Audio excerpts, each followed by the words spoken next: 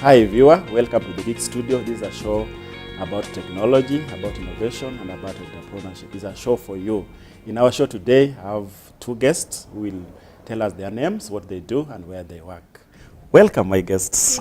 Briefly, can you tell the viewer your name and a short life history of who you are? Yes. Thank you so much, Peter, for having us. My name is Caroline Masharia. I work for National Environment Trust Fund in the Communications Department. We are doing a lot of things with the youth, and we are very happy for you to have hosted us here today. Thank you. Yes. Thank you. My name is Warugoro Buthia from National Environment Trust Fund. I'm also from the Communications Department. And as we go on with the show, we'll tell you a lot more of what we are doing with the youth and the kind of innovations we are supporting. Thank you. Maybe I'll start with Carol. What is NetFund? Well, NetFund in full is National Environment Trust Fund.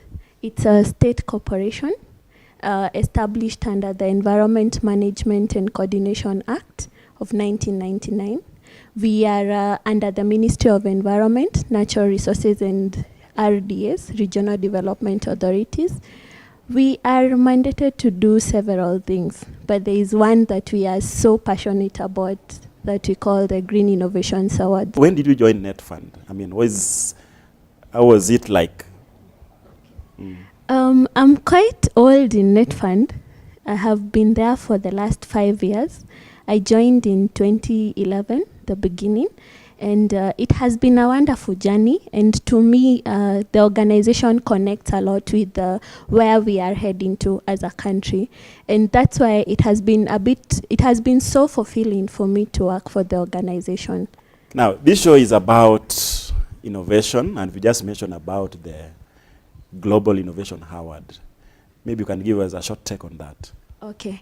There is an award we run. It's called the Green Innovations Award. We are now currently entering the third phase, and we are looking to empower Kenyans to sustainably manage the environment, because you realize that a lot of times we tell people to conserve the environment, but most of the time we don't empower them to doing so. So what we are currently working on as NetFund is to make sure that we help Kenyans bridge that gap, that funding gap in environmental management.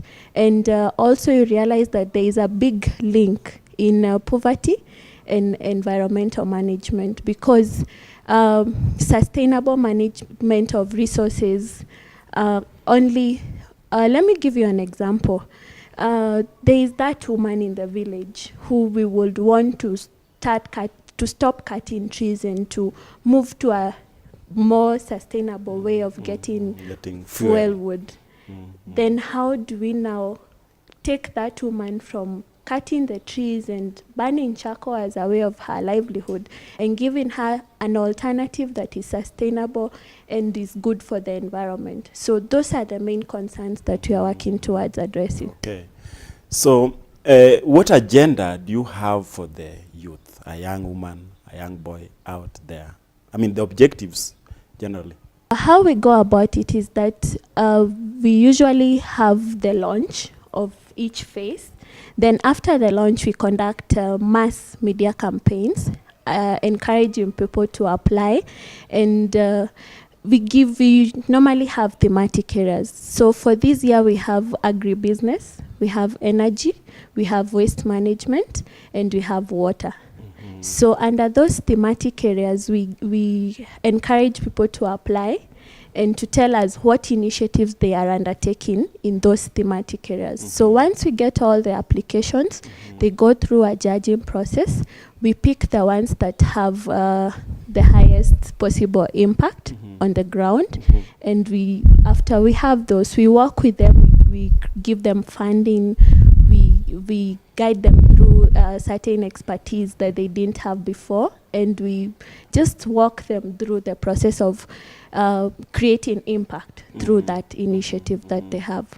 Yes. Now, for how long has this been in operation? You mentioned that NetFund was established through an act of parliament, but it skipped me. When was the Global Innovation Award started, and in what phase are you now? Okay. Yeah. We are currently in the third phase of the Green Innovations Award. The first phase was launched in 2012, 2012. And we've had lessons learned that we now carry forward to each level, each phase, to improve, to make sure that we are addressing the gaps that are on the ground when it comes to environmental management. Okay. Yes. Now, thank you, Carol. I'll give you a short break as I move to Waruguru.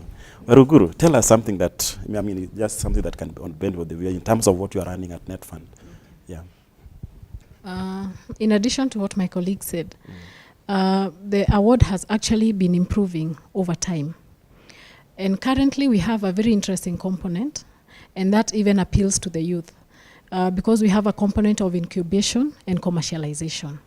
So unlike maybe previously where I would just award you and give you a grant to upscale the project, now we have a component now where we are looking at the commercialization of an initiative.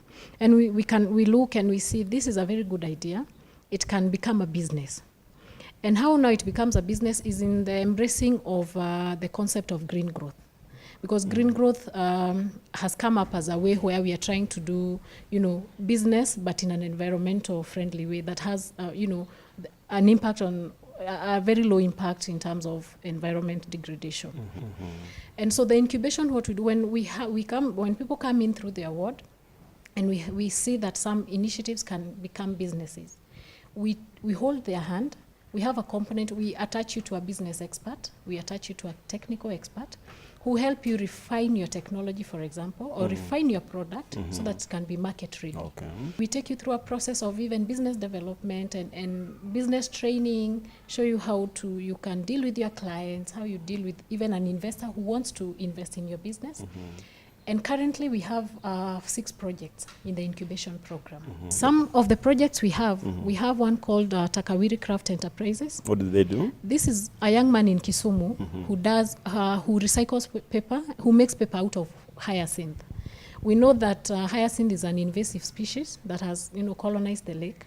But what he's doing is that he uses that hyacinth and he processes it in paper. And he does paper. He'll produce products like business cards, scrapbooks, and the like. Anything you want, and gift bags and season's greeting cards. Okay, that's interesting. Yes, we have another project in Iten. He's called Alex of Iten Juakali. He produces clean cook stoves. He's also in our incubation program because we are trying to see how can we have people using cook stoves that are not smoky, that don't have a bad impact on the environment, and that uses less fuel. Oh, yes. And because by using less fuel, it means we are not cutting trees, we are not using a lot of biomass. So he produces clean cook stoves, and some that is very advanced that uses even a steam mechanism that produces a blue flame, and you can imagine it uses firewood, but fewer. We also have briquettes in Narok, briquettes. A young man he's a graduate of KU, who decided he wouldn't look for, when he didn't find a job, he makes briquettes out of charcoal dust. And he's able to sell to neighbors. Even now, hotels are approaching him. We also have another briquette project in Limuru, Park Briquettes. He makes his briquettes from mainly sawdust, because we have a lot of people in the sawmill industry, and the sawdust takes a long time to degrade. So he compresses them into briquettes. And he actually is able even to supply to corporates for their boilers. He has actually one corporate that is providing to. What is all this thing about looking for ideas, and how do you ensure that all these things the ideas are patented? Because the M-Pesa story, all this stuff that people come up with the ideas and somebody snatches it. So what do you do for these young people, these women or whatever? How do you help them to ensure that their products is not stolen? The ideas are not stolen by people. Thank you. How we help them? Once they come into the incubation program, part of the business skills training and the business aspect we do, we even provide a legal aspect. Under KIPI, because Kenya we patent under KIPI. We actually patent under KIPI. And we also, in terms of its products that need certification from KEBS, we facilitate them to take for that, to take their products for testing and certification. And we also, we make sure the legal aspect is covered. So that as you get into business and as you commercialize, then you are able to go ahead without any problems. any problem. And that way we are building green businesses. Okay. Now, let me come back to you, Carol. Your Department of Communications. I don't know whether I'll be right to say that NetFund is not very much known. I mean, how do you increase your visibility? Which technology do you use to ensure that people know about you? After the launch of each phase of the awards program, we usually have mass media campaigns in the newspaper, but since our target is at the bottom of the pyramid, people in the grassroots, we reach them with the most accessible means, and that is the vernacular radio. That's how they mostly get to hear us. Then there is, of course, the youth, who we target through national radio, some radio stations broadcasting in Nairobi and the other areas in English and Kiswahili. Our website is www.netfund.go.ke. Okay. Yes. Okay. Then our social media names at NetFund Kenya on Twitter and NetFund Kenya on Facebook. Wow. Now, let me bring you a picture of a graduate who has just finished his or her degree, BCom, IT, and all this. And you want to join the Global Innovation Award. You could have mentioned this one earlier. But now, what is the process like? You go to the website, he come to your offices, he call you if they have your number, or how is the process? Just for the benefit of the viewer out there wondering, how do I get all this good information? Okay. For the Green Innovations Awards, first of all, before I can get to how we get into please, how they can apply, the main thing I can tell the youth in Kenya is that you don't have to wait for a white-collar job. For economic development, we need people to get creative and to get innovative in how we go about using the resources that we have. There is a story that I find very inspirational. There is this young man called Magiro in Moranga who sat one day in the dark and figured out, I need to find a way of how we can get electricity from the waterfall that was in his background. And right now he's able to supply 100 households with electricity. And that's just the beginning. Just at that point of Magiro.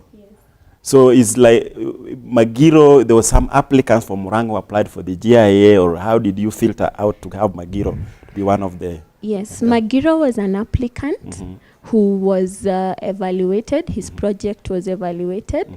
At the time, the impact was not so great because he was not able to supply as many households with electricity. But with our guidance and funding and technical advice and support, he's able to scale up his project to create higher impact and move his community from using non-renewable energy to renewable energy. Wow, thank you. Okay, viewers, it's very interesting to hear from Carol and Waruguru, and as we are moving to a short break. When we come back, they'll tell us how do they help the entrepreneurs to make money out of the ideas, the revenue streams.